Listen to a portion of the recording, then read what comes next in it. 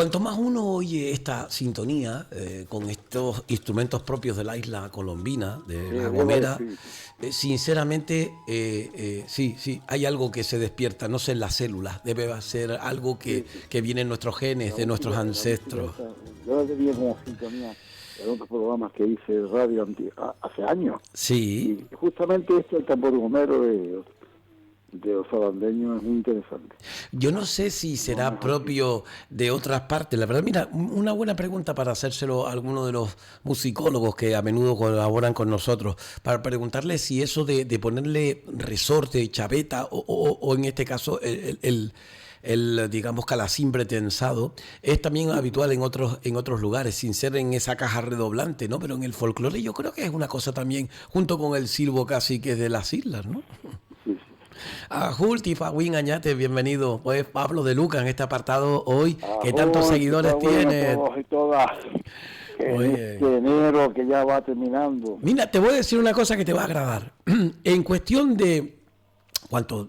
15 días, ¿cuánto ha tardado las Navidades? 15 días, lo que sé. He tenido, te voy a decir, 5 personas en la calle, 5, ¿eh? Y para colmo, me ha gustado porque son gente, hay una persona ya jubilada, hay un chiquillo joven y hay un maestro de escuela entre ellos. Y me han dicho, y una madre que me dijo, ¿tú sabes dónde puedo conseguirlo? Porque quiero ver si los reyes se los regalan a mi hijo. Es decir, los libros de Pablo de Luca y interesados por el Tamasí. Oye, sinceramente me quedé muy grato. Bueno. Algo estamos haciendo. Estamos trabajando en otro libro que va a salir, si Dios quiere, bueno, a medio plazo, corto plazo. Pero bueno, estamos en la brega cultural, y esto, como bien dice el otro, es una batalla cultural que nunca termina, ¿no? La batalla cultural es por lo que se resiste a desaparecer como tal, ¿no? Ujú. Y bueno, hoy en realidad vamos a hablar de viajeros extranjeros que estuvieron en Canarias y que favorecieron el conocimiento de las islas en cuanto a su difusión por todo el mundo, ¿no? Uno de ellos, aparte de, bueno, von Humboldt, que todo el mundo lo conoce, que tiene ahí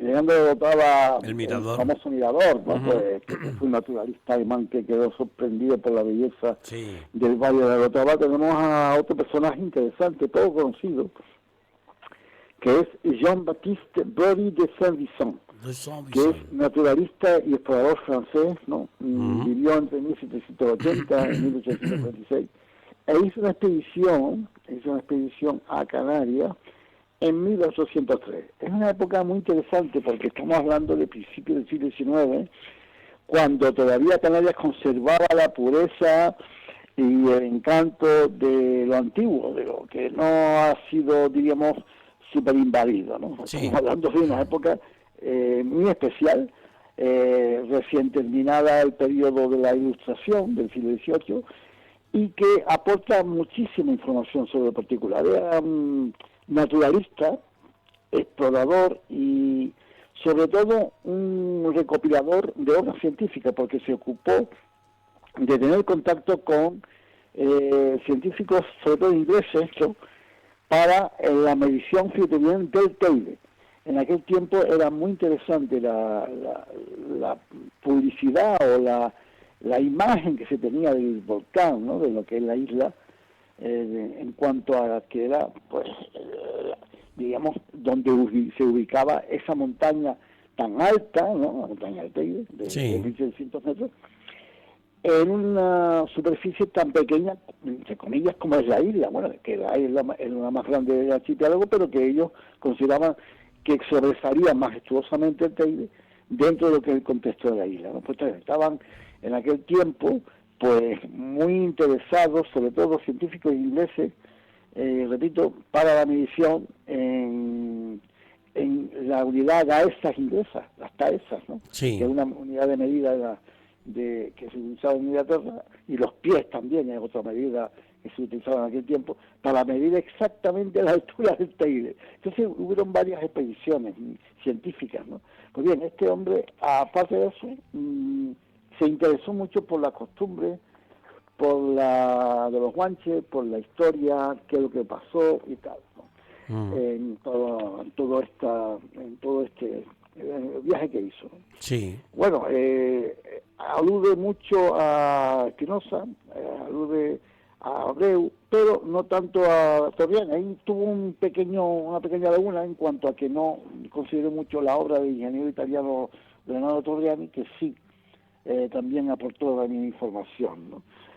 En realidad tomó partido por los guanches, por los aborígenes, ¿no? Sí. Como casi todos los autores extranjeros, ¿no? Y da, por ejemplo, una serie de detalles, ¿no?, interesantísimos sobre la acción de la Inquisición, ¿eh? Esto es importante. La Inquisición.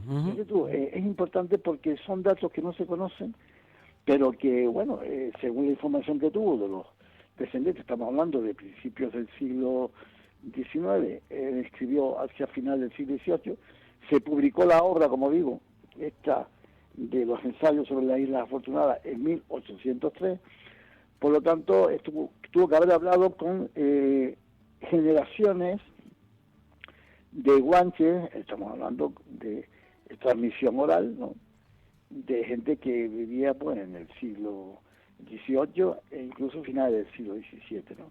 Porque hablaba de la represión que hubo de la Inquisición, ¿no? O sea, por considerarlo infieles, ¿no? O sea, esto era un detalle que da en su obra, ¿no?, los llamados infieles, y que generó lógicamente una serie de rechazo y de odio a los, digamos, invasores castellanos, en este caso, por parte de los guanches. Sí.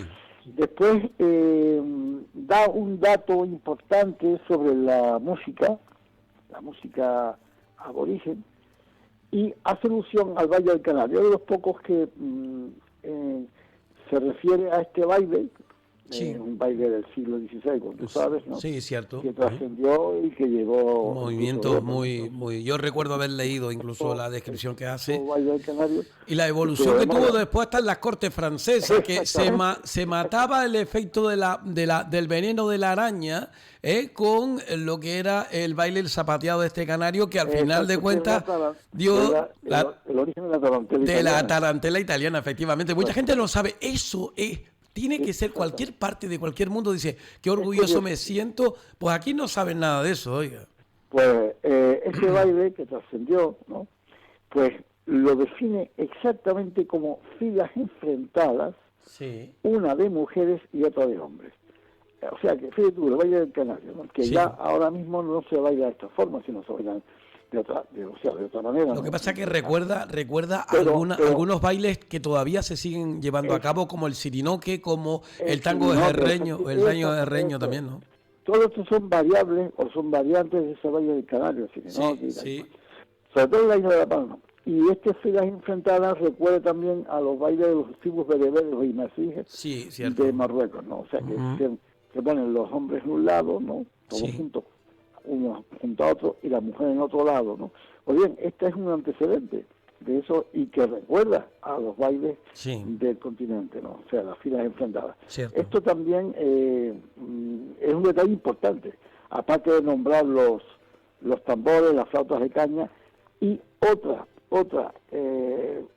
novedad que aporta en su obra es que el silbo de los guanches, estamos hablando de Tenerife, claro, en Tenerife había Homero, pero bueno, también los guanches silbaban. Ya se sabe que... desde 5 millas, aunque un poco exagerada la distancia, pero bueno, a una distancia de 5 millas demasiado, porque cada milla son 1852 metros, como tú sabes, ¿no? Pues, pero por lo menos se oían y se comunicaban en los barrancos a través de estas distancias, ¿no? Esto es importante recalcar, porque ya digo, poca gente lo sabe, ¿no?, que también, aparte de La Gomera, que fue la cuna del silbo y que se extendió a todas las islas, tenemos ahí un importante detalle, o sea, una importante información, ¿no? Bueno, pues eso es un tema Bueno, muy importante pues porque también nos hablan acerca de ciertos panderos con piedritas dentro. Es decir, es muy interesante. Yo estuve leyendo y la verdad que es muy interesante todo lo que se aporta. Y además hay una cosa que yo quería preguntarte especialmente, sí, porque durante un tiempo estuvo como denostado. Es decir, la parte francófona de su intervención desde el punto de vista del estudio de los guanches y demás, quedó un poquito como algunas veces como relegada por la otra parte anglosajona y alemana y demás. Y al final se ha equilibrado un poco. Y obviamente son pertinentes todas y cada una de ellas. También la de Sabine Bercelot, la de, pues, bueno, efectivamente. muchos de ellos que están ahí por medio, Bueno, ¿no? ya que hablas de autores, pues digamos la parte francesa, Sí. que tiene su representación en René de Arnaud, en sus Auteur, 5 años de no. estancia en Canarias, de Oui. Sabine Berthelot y de este, ¿no? De Henri de de Boris Saint-Vicent. Saint-Vicent. Saint-Vicent. Son digamos, autores extranjeros, aparte de ingleses, aparte de alemanes y tal, que se interesaron muchísimo, ¿no? Por lo que fue la narración de la historia de las costumbres de Canarias, y en este caso estamos hablando de Tenerife, ¿no? Pues bueno, él narra todo el proceso de conquista, en fin, las batallas que hubieron, la figura de Benchomo en salsa, de su hermano Tinguaro, etcétera.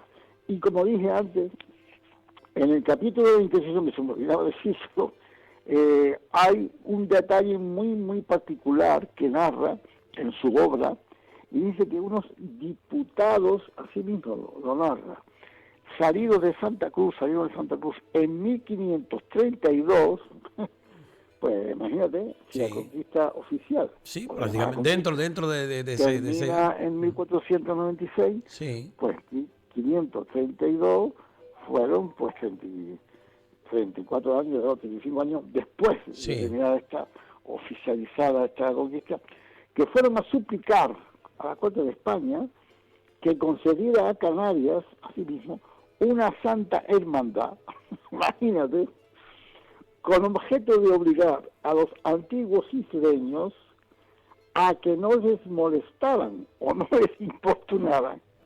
Fíjate, pues ya no los podían soportar, y como no cometían ningún delito que fuera competencia de la justicia, no podían hacerlos comparecer ante los tribunales. O sea, una gente, unos, digamos, colonos, fueron a la corte Ujú. a que se concediera a Canarias una santa hermandad para reprimir a los Sí. canarios, que eran muchísimos los alzados. Claro, que no se que no se habían integrado en la vida que les Claro, querían imponer, ¿no? Eran y insurrectos, que guaniles, eran guaniles.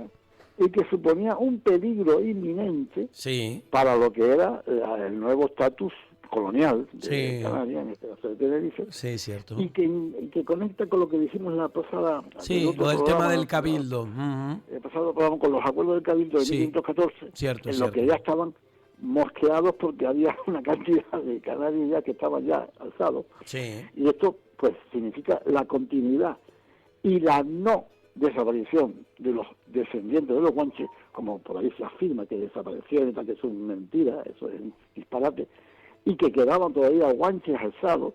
Esta es la prueba, sí, fehaciente. Fue interesante este dato, ¿no? muy bien. Porque ya digo que les preocupaba que hubiera esos descendientes. Por lo tanto, este autor, que dice que es falso, de que no exista, sino que sí, que todavía existen guanches, lo afirma, existen guanches en Tenerife, ¿no? Y que la información se basa en Espinosa. La información que da Espinosa, ¿no?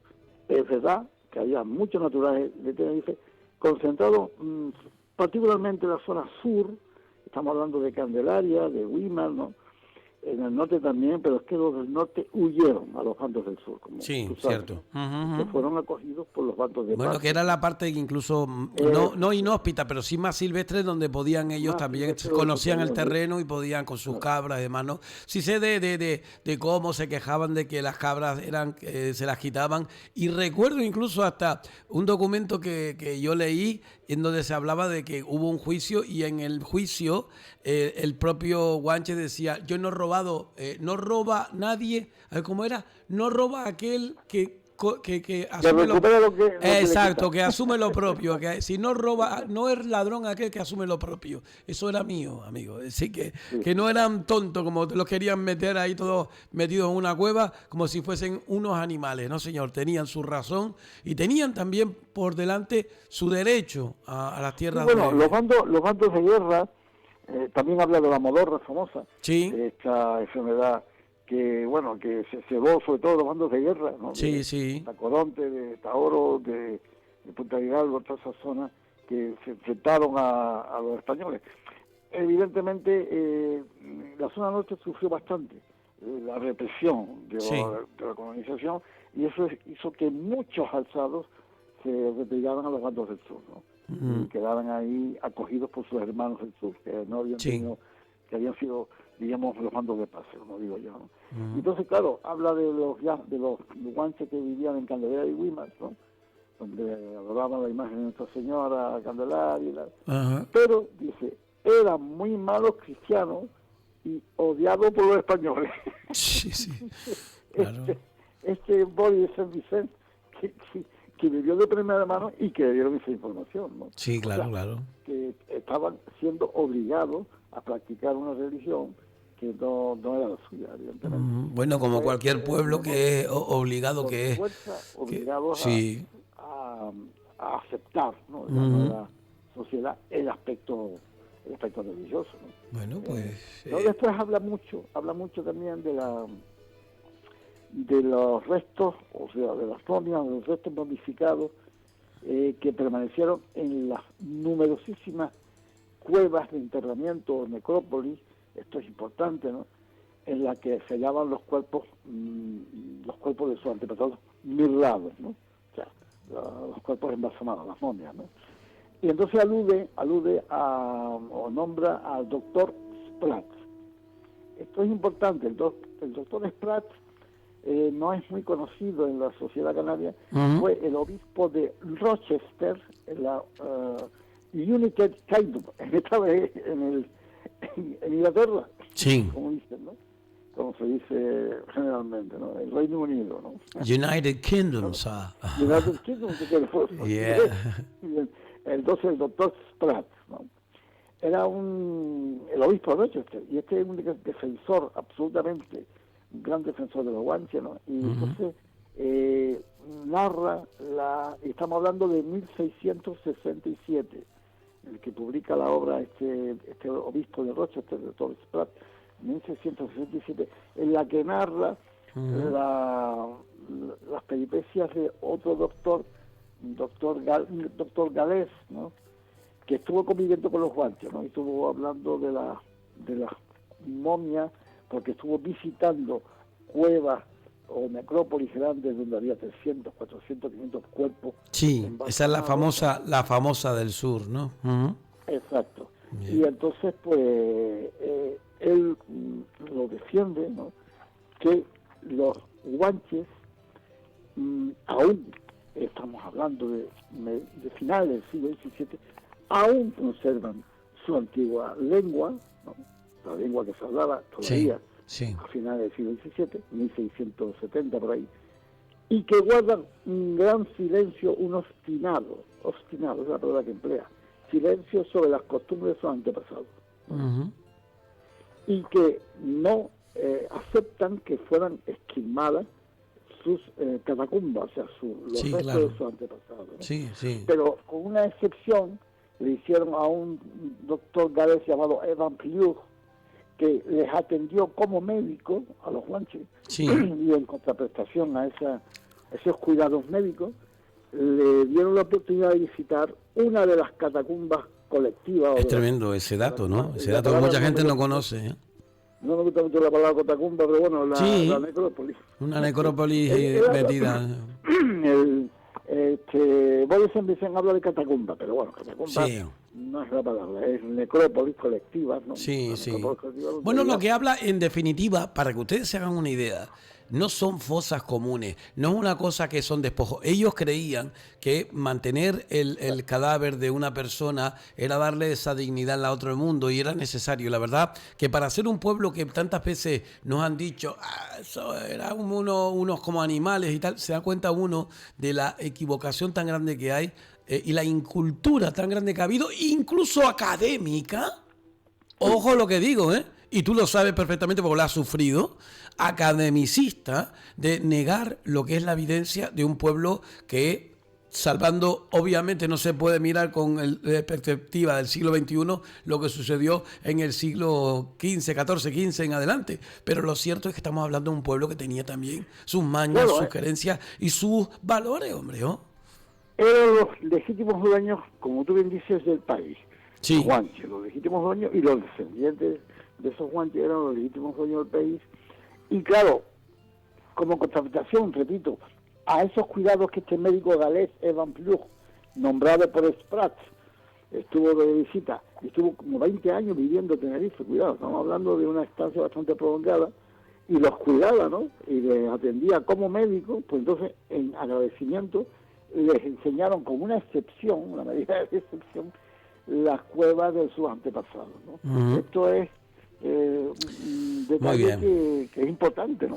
Bueno, es un tema muy importante. Nosotros desde aquí, obviamente, también, antes que nada, quiero recordarlo, pues Pablo, porque es pertinente. Todas esas datas, toda esa bibliografía que está citando, pues el amigo Pablo de Luca, que ese sí que es el academicismo que queremos nosotros, el libre, el que no tiene perjuicios a la hora de utilizar uno u otro, independientemente de su tendencia, tanto a nivel, pues puede decir que desde el punto de vista académico, como digo, como político y social, pues bueno, que está a disposición, búsquenlo ustedes, todos esos autores y que pueden encontrar en la red y fuera de ella, ¿no? Y no solamente Thomas Platt, sino también George Glass, sí, otro Jorge inglés, Glass, sí señor. En este caso George Glass, en 1764, estamos hablando ya del siglo XVIII. Sí, señor.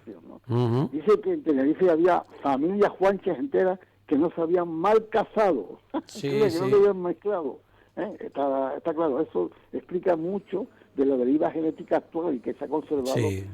Diríamos lo que bueno, son los rasgos, pues estamos ya fuera casi de tiempo. La genética, sí. diríamos, aborigen, ¿no? Y con Jorge, con George Glass tendríamos para un programa, Sí, y como guía, es que es importante este detalle, como sí. guía que sirvió a este viajero francés, fue don Bernardo Collegan, sí, de la Otava, que sí. sirvió de guía. Cierto. Y Murphy, de Santa Cruz, también es de guía. Hay una calle Murphy en Santa Cruz, ¿no? Sí. Eso está claro, ¿no? Y como último detalle también, antes de terminar, una anécdota que refiere de un embajador español que dice que a finales del siglo XVII, fíjate tú cómo era la ignorancia de la corte en aquel momento, que dice que la Real Sociedad de Londres, sí. eso alude a lo que antes dijimos de las comitivas científicas que querían ver, o querían medir la altura del Teide, quiso enviar a Tenerife a unos científicos para hacer un experimento para la medición de gases, ¿no? De gases sulfurosos debido al volcanismo, ¿no? Pues bien, le fueron a pedir estos permiso al embajador de España en Londres, en la corte de Inglaterra, que les diese una carta de recomendación para el gobernador de Canarias. Entonces el embajador español creyó que eran negociantes, ¿no? Y les preguntó que cuántas pipas de vino se proponían comprar. Los científicos le contestaron que no iban para comprar pipas de vino, sino que iban a medir el aire, y entonces el embajador lo llamó insensato y se echó a reír. Imagínate tú el nivel que tenía ese diplomático español. Muy bien, mira, esa es la diferencia tan grande. Que no los ayudó a ese viaje científico, sino que lo tomó por loco. Sí, pues mira, pues Viera y Clavijo después fue a Europa y allí sí que se trabajó con los aires fijos que después hizo la obra aquí. Que te das cuenta tú por una cosa, claro. Es que aquí las cosas llegaban tarde, una vez por un poquito también la incapacidad de algunos que no propiciaron que la ciencia estuviera lamentablemente presente. Pero bueno, ahí estamos con todo eso. No, y toma también, sí. a que Clavijo los nombra, Sí, sí. Como que fue uno de los grandes. Sí, además que era, documentadores de la historia, hombre, y pionero. él estuvo en Europa, conoció incluso a muchos de los científicos, vio experimentos. El otro día se celebraba el día en el cual elevaban digamos que globos aerostáticos, que ya se demostró que fue otro norteño, otro tinerfeño, otro canario, como es Agustín Molina, Betancur y Molina, quien lo elevó, pero en cualquier caso también Viera en su día. Es decir, que la ciencia también estaba presente. Se nos acaba el tiempo, lo siento mucho porque ya tenemos 25 minutos y no tengo más tiempo hoy. Qué bueno, que es increíble, que todo esto lo pueden conseguir. Que yo les digo, hay mucha gente que tiene mucho tiempo libre, lo dedican a esto, lo otro. Dedíquenlo en su tierra, en su gente, conozcan dónde están. Que es bueno saber dónde uno está y a dónde va. No se puede ir a un sitio de un punto a otro si no sabes dónde está. La brújula de tu vida la manejas tú. Ese es mi lema. Y sobre todo informar, ¿no? Informar de que hubo gente. Sí, ¿cierto? Curiosamente, casi todos extranjeros, ¿no? Que hay escrito que no son cosas inventadas, sí. Se dedicaron a la investigación y al amor. Sí. Al amor por el pueblo guancho. Además, yo lo cambiaba, Pablo decía, no, eso es un cuento. Yo no, el cuento lo tenían ustedes, que nos tenían escondida toda esta información. Mira, al igual que a Isidro Cedrés le dije, a ti también te lo digo, cuando terminemos, es una opinión mía y bueno, es una, si tú quieres hacerla conmigo igual que Isidro, pues mira, suenan los bucios en honor a nuestros ancestros y quiero terminar, si se puede, y si me acuerdo, con ese no me acuerdo, eso de diciendo Agoñe, Yacorón, Iñat, Sajaña, Chacoñamé, porque creo que nosotros, en cierta manera, no que queramos ser menseyes, pero sí queremos la dignidad de nuestro pueblo. Vamos a poder traducir esa frase importante del juramento, ¿no? Sí. A lo que es la lengua tamasí. Bueno, pues ya lo haremos. Pues muy bien, muchas gracias, amigo. Un fuerte abrazo. Termin. Termin. Ah,